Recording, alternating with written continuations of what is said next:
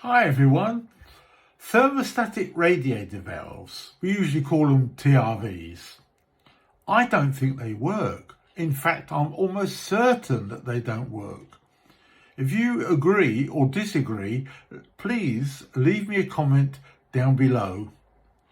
And don't forget to subscribe and watch our channel and click notifications. Now please watch the video to the end, because I'll show you and I will prove to you why I think we've been completely ripped off and misled that TRVs save money. Because I don't think they do. Thanks very much for watching and take care.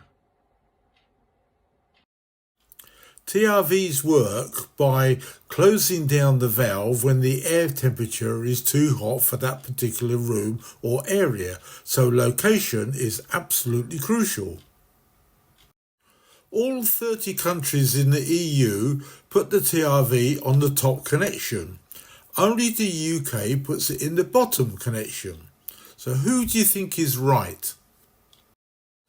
Where is the biggest heat loss in any home? Is it through the roof, through the walls, or through the windows? Stay tuned, I'll tell you soon.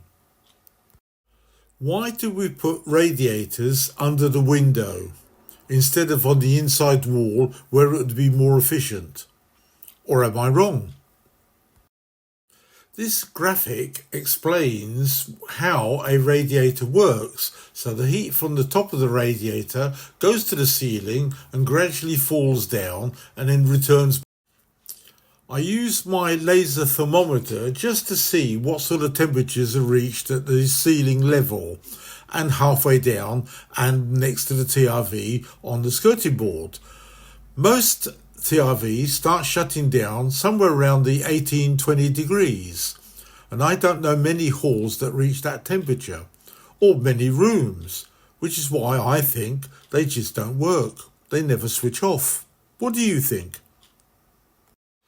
One of the best ways of saving money is to make sure that the system is balanced, and these balancing TRVs are the ultimate, and I've made a video, so have a look at that and that'll give you a lot more information. The biggest heat loss in any home is going to be through the walls. The weakest point of any room is going to be the window, which is why we locate the radiator there. So don't put any curtains or furniture in front of it, because that ruins the efficiency of that radiator and it causes condensation and lack of heat. By far the best way to lower your fuel bills is to lower the temperature of the boiler heating flow to 60 degrees. Then it's going to be condensing 24/7. So the three radiators you need to do are lounge, dining and bedroom 1. So use Mr. Combi heat loss calculator guide. Anyone can use it, it's dead easy to find out whether that radiator will warm up that room to 20 degrees, if not 22. And I bet you any money it can't. So you need to replace those three radiators, or however many there are, for nice new ones with balancing TRVs. That works.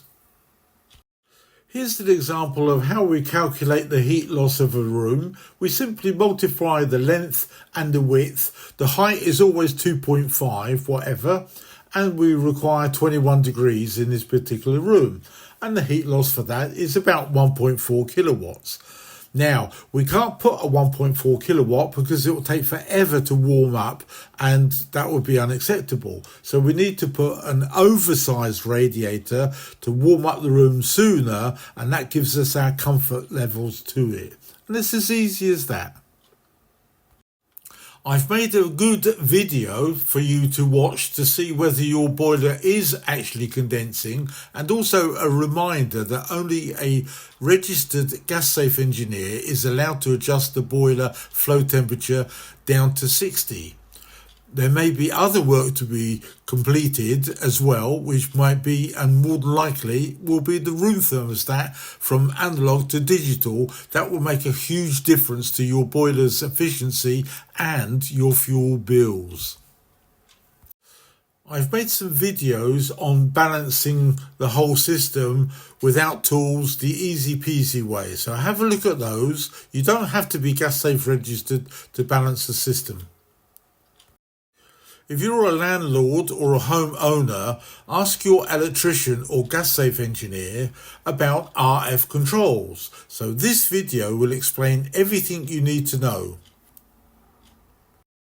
If you have a problem with your central heating, or you're an installer or registered electrician, these books are for you. So order today, we send them first class post. Thanks for watching the video. I hope you found it useful. If you have any questions, please leave them in the comments below. All the best and take care.